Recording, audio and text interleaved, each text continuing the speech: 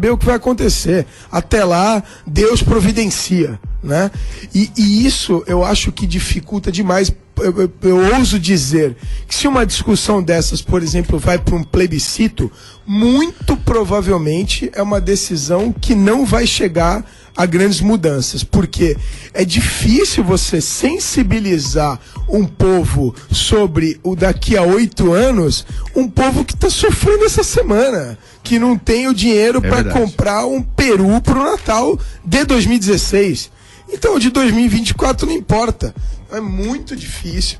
Eu acho que é um desafio muito grande e ainda agravado por nós termos uma Câmara de Representantes capenga, absolutamente na sua média corrompida, né? Deve ter gente honesta, mas infelizmente não é uma expressão da média, e como eu sempre discuto aqui entre os amigos, não há movimento coletivo a não ser pela média. Eu posso ter 5 gênios e não vou conseguir fazer um movimento se a minha média é medíocre. Não adianta, a média é muito ruim. Então a gente tem um cenário de uma miopia social real e nesse momento intratável, aonde o sujeito está vendo o Natal de 2016 e não de 2024, a gente tem um assunto que impacta hoje em pessoas que já estão sofrendo impactos econômicos e financeiros enormes, e a gente tem, para agravar tudo isso, uma representatividade do pior nível possível. Então, essa reforma é urgente, mas, como o Jorge já falou em termos de plebiscito, também na cabeça dos nossos deputados e senadores, eles devem estar fazendo as contas do desgaste político de ter essa responsabilidade de pensar no país, não é? Vai ser uma dificuldade adicional. Não, sem dúvida.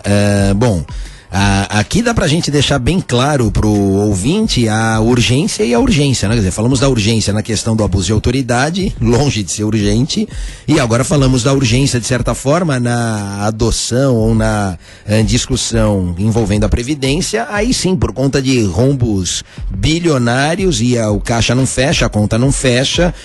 Não tô, obviamente, por conta disso, sustentando supressão de direitos, nada nesse sentido. Agora, é preciso colocar na balança também como éramos antes, o que nós tínhamos antes e qual é a nossa realidade hoje. Agora, além disso, o Zé, o Jorge, enfim, é preciso lembrar que algumas garantias, quer queira, quer não queira, os legisladores, os governantes, elas são fruto da Constituição, né? Então ontem, até na fala do presidente, ele diz, não, os direitos adquiridos.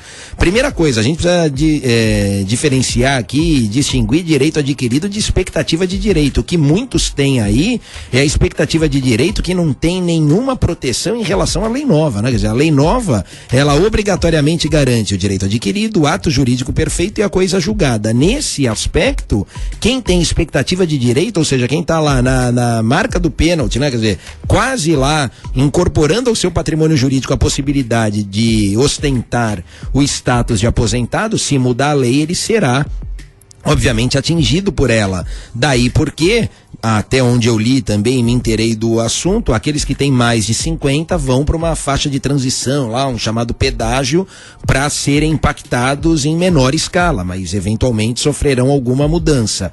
Com relação à idade em si, o que eu vi também, e aí quero até depois confirmar a fonte, porque a gente lê muita coisa, vê muita coisa e nem sempre você tem uma certeza naquilo que lê, mas numa das matérias que eu li a respeito desse tema, se falava inclusive que lá em 1934, se não me engano, no primeiro governo Vargas, se eu não estiver errado, a ideia inicial era de se trabalhar com a idade de 65. Eu fico surpreso porque nem a expectativa de vida naquela época, salvo engano, atingia essa idade. Então, como trabalhar? Era justamente pregar o impossível, né? Quer dizer, você vai trabalhar até 65 porque você jamais vai aposentar. Você vai trabalhar até morrer, vai morrer, não vai fazer jus à aposentadoria. Hoje a nossa realidade, menos até em São Paulo, no Sudeste, mais em outras regiões do país, país, sobretudo no sul, aumentou bastante. Então, claro, é necessário também um acompanhamento, porque em nenhum regime de previdência do mundo, até onde eu sei, você fecha a conta com um camarada que contribui 30 anos e usufrui mais 20, 25, 30, quer dizer, essa conta não vai chegar, porque lógico, você não contribui ao longo da sua idade ativa, não é? Economicamente ativa, na mesma proporção daquilo que você usufruirá. Então, se você tiver que usufruir pelo período que contribuiu, você vai estar sempre em déficit, em defasagem, enfim, a conta não vai fechar. E um outro aspecto que eu trago nessa discussão, a questão da idade mínima, que me parece necessária, realmente, além da necessidade de muita discussão, e lógico, essa garantia quanto ao direito adquirido, uma faixa de transição ali para a expectativa de direito, enfim, um outro aspecto que me parece que vai bem na linha do que o Jorge colocou, é a necessidade do trabalhador, do contribuinte, enfim, ter essa mentalidade. Eu vejo isso também no PROCON, né, Zé? Quer dizer, a gente fala lá da questão do superendividamento, do consumidor, parece que é um mantra para o consumidor obrigatoriamente gastar tudo aquilo que tem. Eu não sei por que isso, quer dizer, não que eu seja o tio Patinhas, o econômico, nem é minha formação, né, Zé? Mas enfim, é importante você cultivar esse hábito, quer dizer, você tem que guardar, você precisa poupar, e isso vai de encontro não só ao consumismo desenfreado, programa de apoio ao superendividado. Por que tem um programa de apoio ao superendividado? Porque tem um monte de consumidor que acaba colocando os pés pelas mãos, seja com cartão de crédito, seja com concessão indiscriminada de crédito, para não falar de responsabilidade de instituição financeira, etc. Mas quer dizer, você tem essa percepção, você vê que isso é uma questão constante, real e que acontece. Era importante que se pregasse também como alternativa outras formas à Previdência, quer dizer, não colocar todas as fichas na Previdência. Em 2001 a gente tem, se eu não me engano, a Lei Complementar 109, que permite a instituição da previdência privada, é uma alternativa, mas outros mecanismos para você não colocar todas as fichas na previdência social, né, na previdência oficial, aqui a previdência pública. Então, a questão de poupar, de guardar um percentual da sua renda, ainda que seja o valor líquido ali, investir em imóvel, enfim, fazer alguma coisa para que não dependa o trabalhador único e exclusivamente dessa aposentadoria, porque como disse o Jorge, isso pode não chegar e se chegar dificilmente será suficiente. 7h33, vou colocar nesse bolo também, nessa massa de bolo, não sei se é saboroso, creio que nem tanto, a data da votação agora da PEC do limite dos gastos, né? PEC 55, dia 13 de dezembro, temos também pautada já a primeira avaliação da reforma da Previdência, e o que eu penso, meu caro Jorge Tadeu, o Rafael evidentemente fica à vontade para comentar também, como um governo que está enfraquecido popularmente e politicamente, com o governo Michel Temer, não digo nem da PEC dos gastos, que existe uma percepção favorável de grande parte da sociedade, até pelo menos o que eu avalio num primeiro momento, mas essa questão delicada da reforma da Previdência. Bom, eu penso, Zé, que movimentos como esse, situações como essa, acabam servindo de cenário para adiamentos, para novas discussões de barganhas políticas. Então, uma PEC custa 3 ministérios, outra custa 8 secretarias, outra custa... Então, a gente ainda está numa política de troca de favores e de cargos terrível. E esse enfraquecimento só aumenta a cotação da moeda, né? Então, o que antes se fazia com 2 ministérios, agora vai precisar de 4, 5 e assim por diante.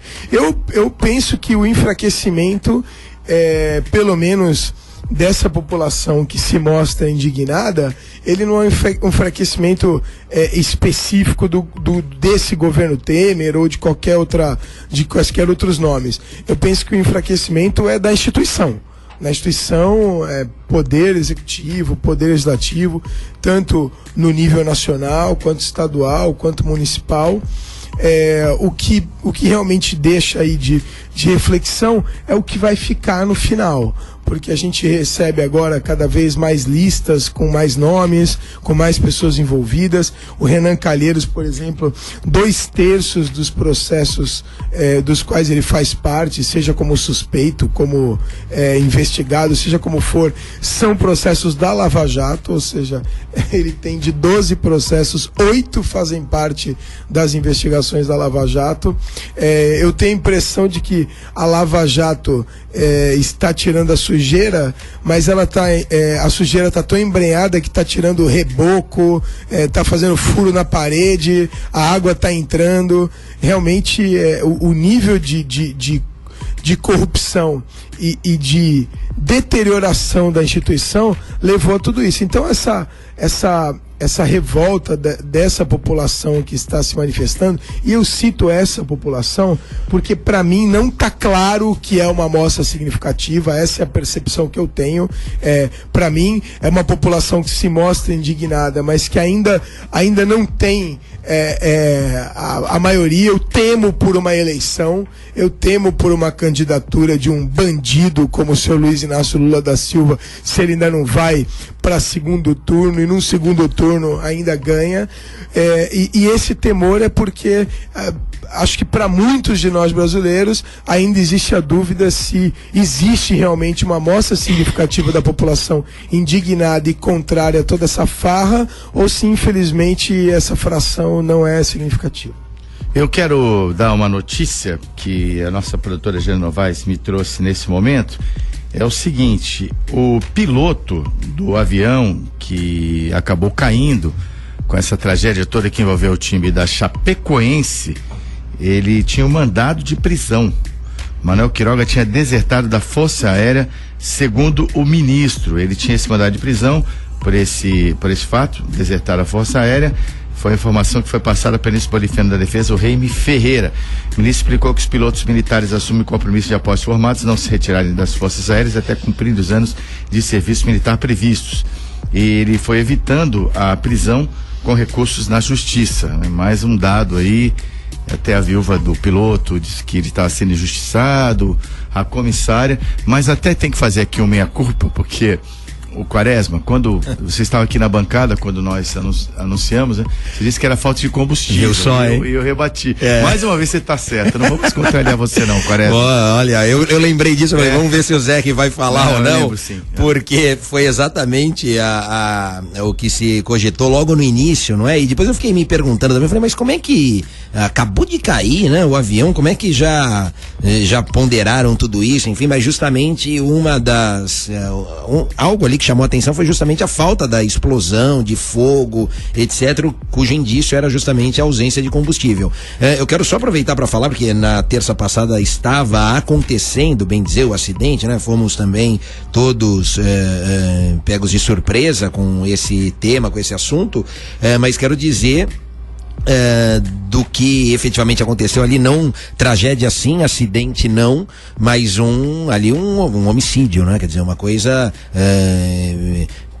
não pensada no ponto de querer fazer, mas um risco ali corrido desnecessariamente, quer dizer, cogitado. E agora, é interessante que agora começa a se levantar histórico, etc. E isso era uma constante, né? Quer dizer, diferentemente do que prega as regras da aviação, etc., ali se fazia algo no limite, algo extremo, e, quer dizer, colocando em risco não só a própria vida, como a vida dos demais, e como a gente fica vulnerável numa situação dessa, né? Quer dizer, você pega o avião, você não sabe quem é o piloto, ainda nas grandes companhias, ok, porque não há aquela colidência de interesses. Esse me parece que foi um ponto também determinante, né? Quer dizer, se confundia pessoa física com pessoa jurídica, o piloto, o comandante da aeronave era um dos donos da empresa, e aí por conta disso, então, ele colocou de forma absurda o interesse econômico acima de outros interesses interesses, em especial da vida daqueles que ele transportava, né? E deixando aqui de lado o mantra do contrato de transporte em si, mas isso vale mundialmente, que é a obrigação que tem o transportador de entregar incólume no destino pessoa ou coisa. Ali nem os tripulantes, muito menos os passageiros, né? E lógico, aquilo que era transportado chegou ao destino de forma trágica, né? Então, realmente a questão do combustível, que ainda, e mesmo assim, Zé, poderia ter sido evitado, né? Porque depois a gente viu aquelas 2 voltas, que quando a gente olha no mapa parece uma coisa pequena, mas em quilometragem aquilo é grande, quer dizer, foram 2, e aí, óbvio, se já estava no limite, essas 2 voltas colocaram tudo a perder. E também por um pouquinho, se me parece ali, pelo que eu vi, dentre as muitas reportagens feitas, se ele tivesse conseguido transpor a montanha, né? Quer dizer, vinha uma parte ali de depressão mais favorável à rota do avião, então a queda não seria, lógico, seria brusca, certamente teríamos mortos, enfim, mas talvez um número maior de sobreviventes, enfim, porque não haveria aquele choque quase que frontal que acabou despedaçando a aeronave. A cauda da aeronave ficou antes da montanha e a outra veio trazendo vegetação abaixo aí, né? Enfim, então se tivesse passado ali, talvez a coisa não teria tido alguma proporção menor. Mas foi essa tragédia terrível que comoveu o Brasil e o mundo. 7h41, a questão do acidente aéreo é que o transporte aéreo é considerado um meio seguro hoje. Se você for ver bem, de milhares de voos que nós temos diariamente, exato, algumas ocorrências que acontecem, mas não cai nunca. O que eu percebo que esses acidentes dificilmente são causados por um único erro, por um único problema, né? E foi uma conjunção de fatores que estão vindo à tona agora, que deixa todo mundo muito estarrecido. Às 7h42 tem o apoio cultural da Home Care, da Home Life, para falar para você. Home Care é uma especialidade da área da saúde que consiste no atendimento domiciliar aos pacientes de diversas complexidades, através de assistência ou internação. Vai do atendimento mais básico até um intensivo, com muita tecnologia, com uma equipe multidisciplinar amplamente qualificada pela Home Life, que tem 10 anos de existência, uma empresa que é referência em termos de home care, que está antenado com os principais preceitos utilizados no home care do mundo inteiro. Você encontra aqui na Baixada Santista, na Grande São Paulo e na região de Ribeirão Preto, uma grande equipe da Home Life, medicina com a visão holística e humanizada, assistência domiciliar de saúde, cuidando de quem você ama. A Home Life está à sua disposição agora em nova sede, é na Costa 146, 17º andar, Vila Matias, telefone 3202-6440. Acesse homelife.com.br. Vamos para o segundo intervalo do Bom Dia CDL e voltamos já já.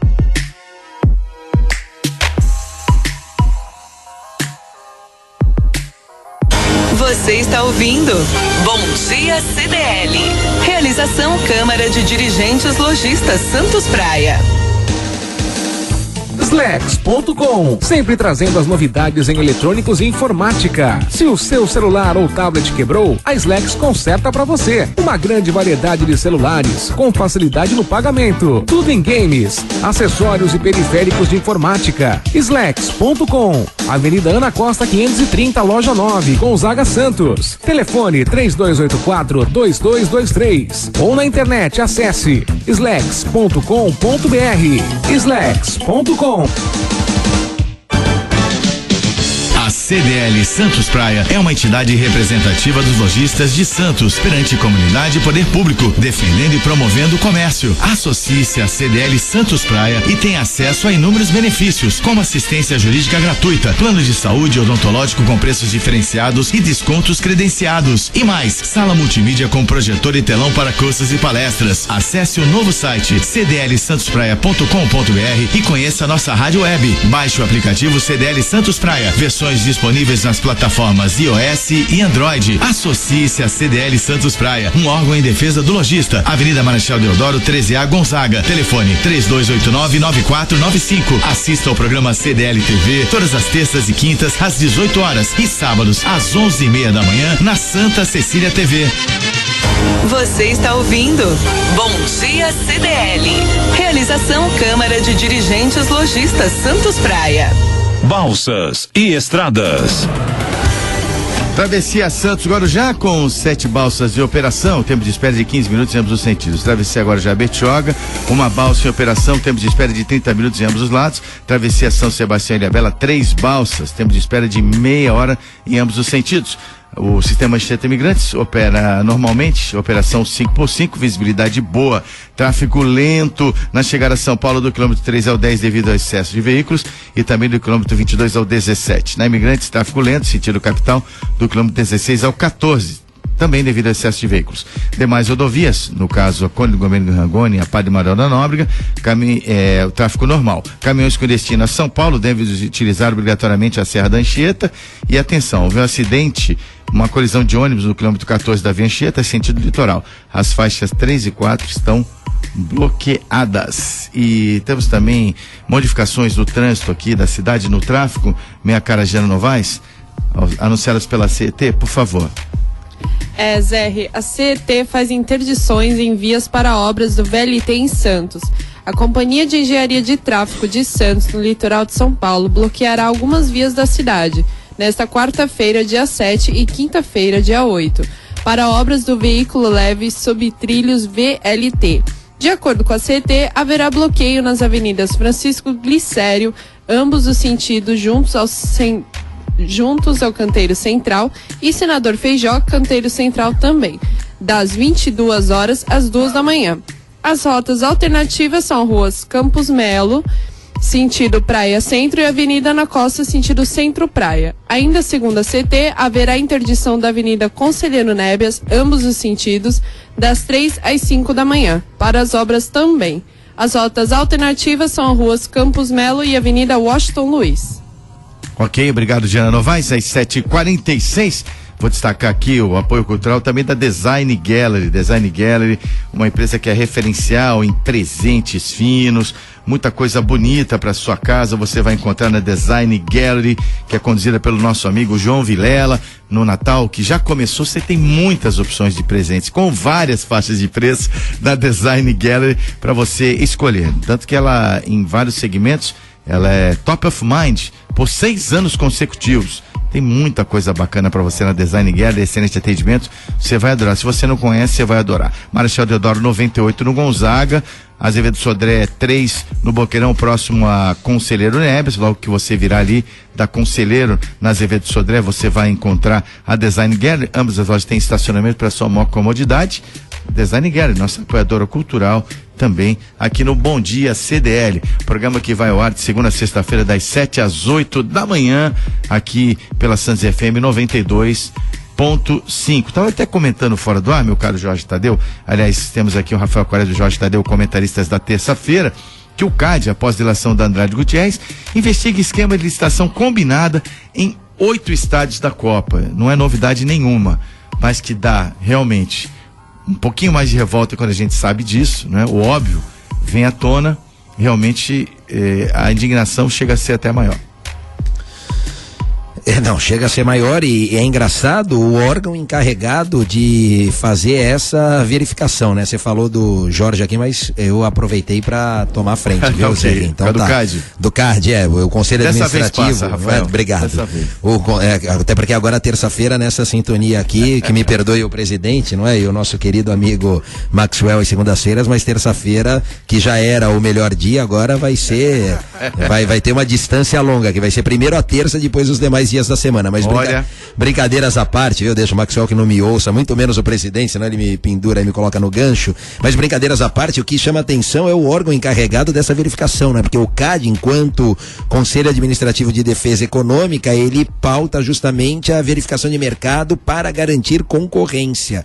Então ali certamente vai se analisar a formação de cartel, enfim, combinação de preços, sem prejuízo de outras investigações que já vêm acontecendo. E aí também, Zé, repasso aqui, divido com o nosso ouvinte o que falamos no intervalo aqui nos bastidores, justamente acerca desse delay aí, desse tempo, né? Quer dizer, a gente em 2016 fala da Copa de 2014 e em 2018 a gente vai falar das Olimpíadas desse ano, e aí, como brincou o Rafael Mota, quer dizer, em 2020 a gente fala das eleições de 2018. Era importante que nessa análise, enfim, nessa verificação de como é que eu vou dizer aqui, de um planejamento que isso fosse feito antes do problema, né? Quer dizer, se trabalhasse para evitar o problema, portanto, corrupção, desvio, má versação de valores, etc. E não agora com esse atraso que a gente mais uma vez vai enxugar o gelo, vai colocar ali a tranca depois que a porta já foi arrombada.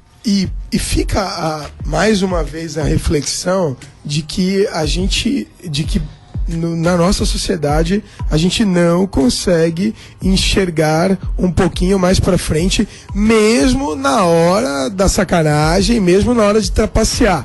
Porque certamente, se houvesse uma espécie aí de compliance do crime para analisar esses escândalos que estão acontecendo, alguém poderia ter virado pro dono da construtora ou pro sujeito que organizou o cartel e falou assim: foi o seguinte, ó, em vez de ganhar 82% na roubalheira, vamos diminuir essa alíquota para uns 38%, que continua sendo muito dinheiro e a chance de pegar é menor. Ou seja, até para roubar os caras são incompetentes, porque se tá aparecendo é porque foi mal feito, porque se tivesse sido um crime bem feito não aparecia. Então, assim, o nível de competência da gente, ele é holístico, né? Ele não tem seleção.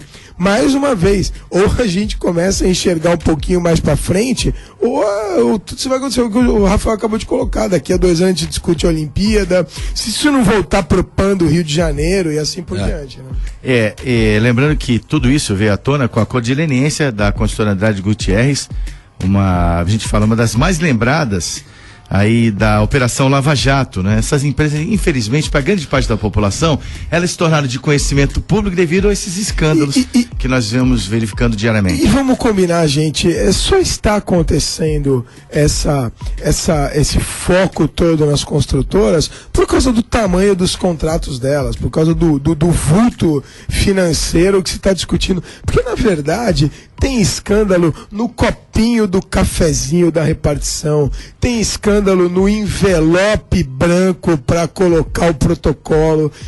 Aparece a construtora, porque a construtora no bojo aí tá maior, mas assim, o problema tá na base, o problema tá no modelo. O modelo é corrompido, o modelo de qualquer processo licitatório está rigorosamente corrompido. Então o problema acontece da construção de um estádio, que é uma obra bilionária, ou da construção de uma refinaria, de uma hidrelétrica, e até na cotação da nova compra da folha de sulfite. O modelo é corrupto. Só para fazer uma breve projeção do que a gente está falando em termos de corrupção, que envolve esses estádios da Copa, só o de São Paulo, do Corinthians, e o de Brasília chegaram a cerca de 2 bilhões e 400 milhões de reais.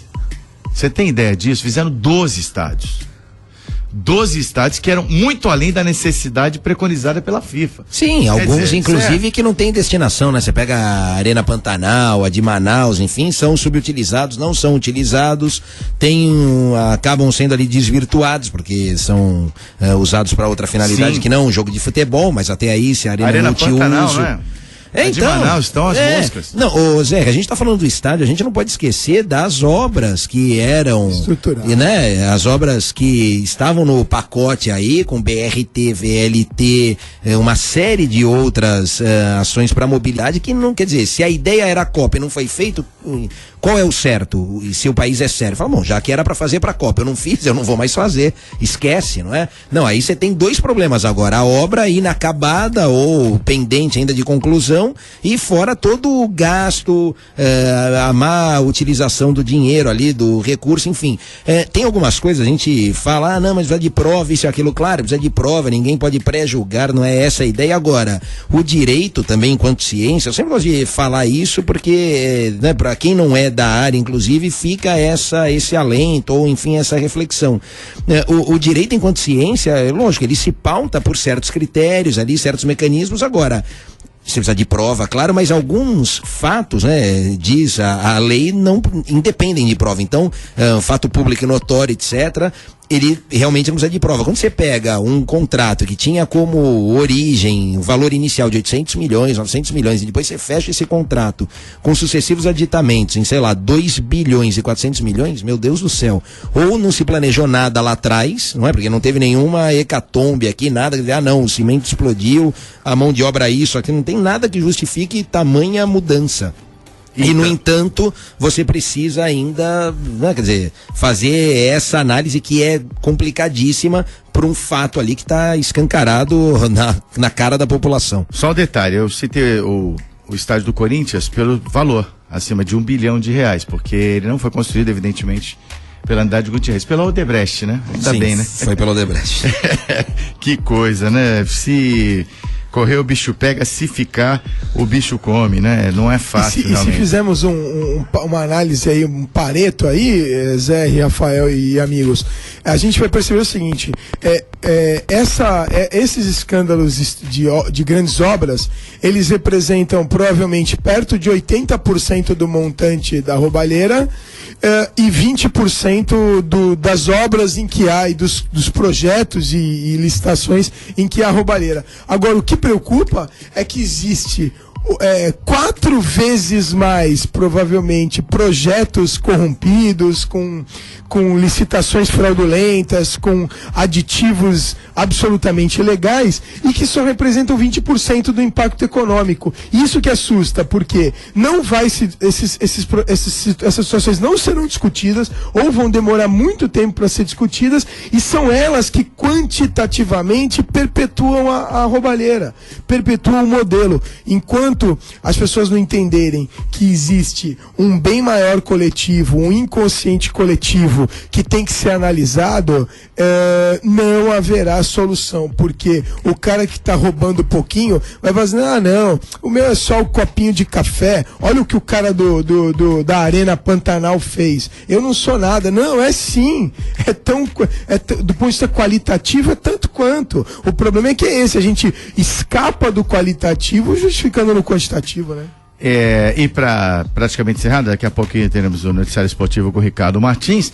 O ex-presidente da Câmara e ministro do TCU, no caso o deputado Marco Maia, e também o Vital do Rego, ex-senador e ministro do TCU, são alvo de buscas da Polícia Federal. Eles são suspeitos, assim como o senador Gin Argelo, hoje condenado a 19 anos de prisão, a aliviarem, né, vamos dizer assim, no popular, blindarem empreiteiros e pessoas envolvidas na CPI da Petrobras, né? Era uma maneira de não convocá-los para deporem durante a CPI, mais um fato realmente lamentável aí na nossa política, no dia a dia, da corrupção que vivencia o nosso país, que está vindo à tona, pelo menos nesse sentido, né, Rafael?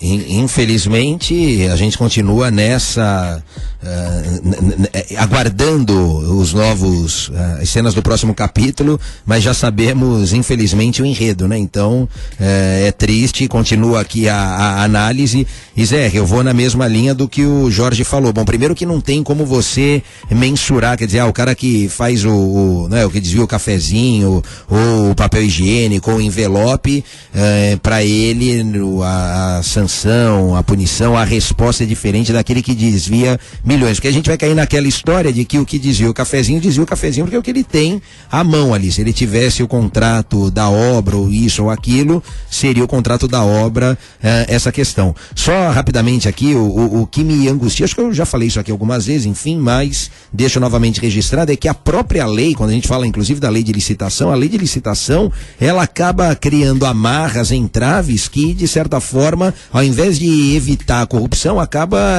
não vou dizer disseminando a corrupção, mas fazendo com que essas dificuldades sejam resolvidas de outra forma, e aí de forma à margem da lei. Ô Giana, temos aí mensagens dos nossos ouvintes? Por favor, vamos reproduzir aqui no nosso programa.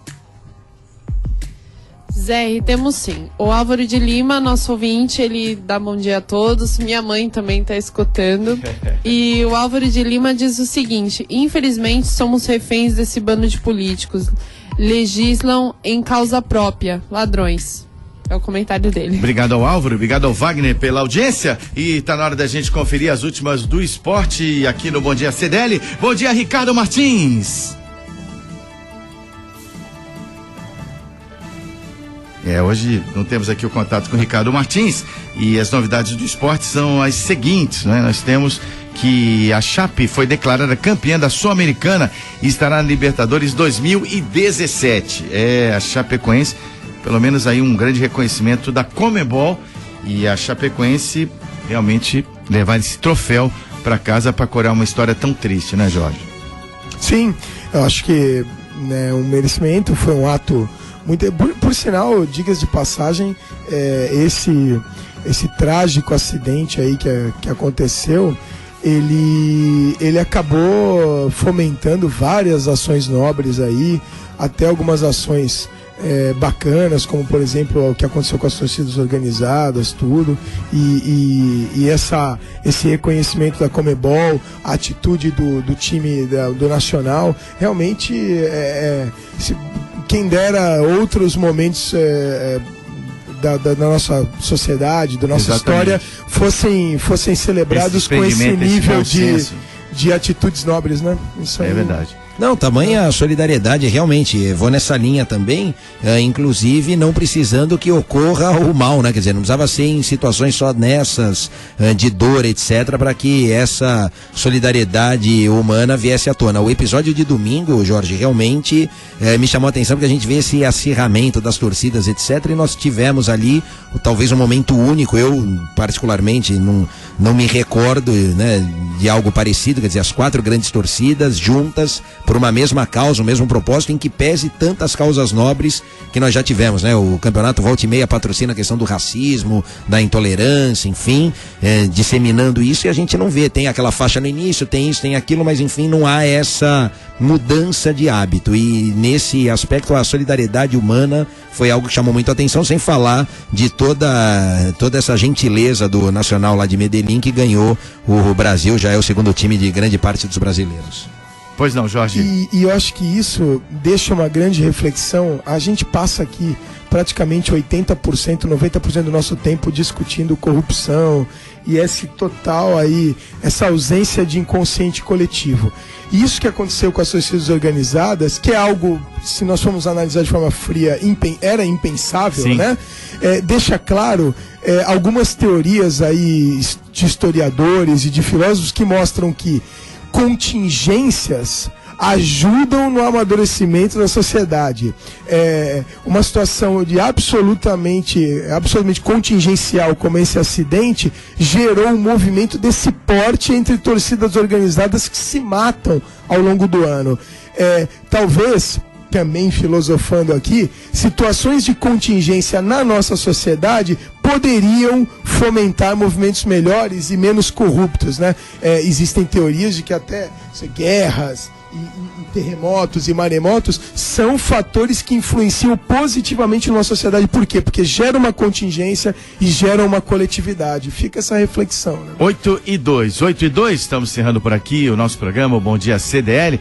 Quero só convidar todos a um evento bacana hoje, 6:30 da tarde, no Café da Beth do Shopping Parque Balneário, lançamento do 3º livro Não Foi Bem Assim, do escritor e ex-promotor de justiça Francisco Almeida Prado. Terá um coquetel, todos estão convidados hoje, 18h30 no Café da Beth do Shopping Parque Balneário. Obrigado, Jorge Tadeu, obrigado, Rafael Quaresma, Jana Novaes, é você que nos brindou com a sua audiência. Vem aí o Entre Linhas, na sequência da programação, com o jornalista Rafael Mota. Até amanhã. Termina aqui. Bom Dia CDL. Realização Câmara de Dirigentes Lojistas Santos Praia.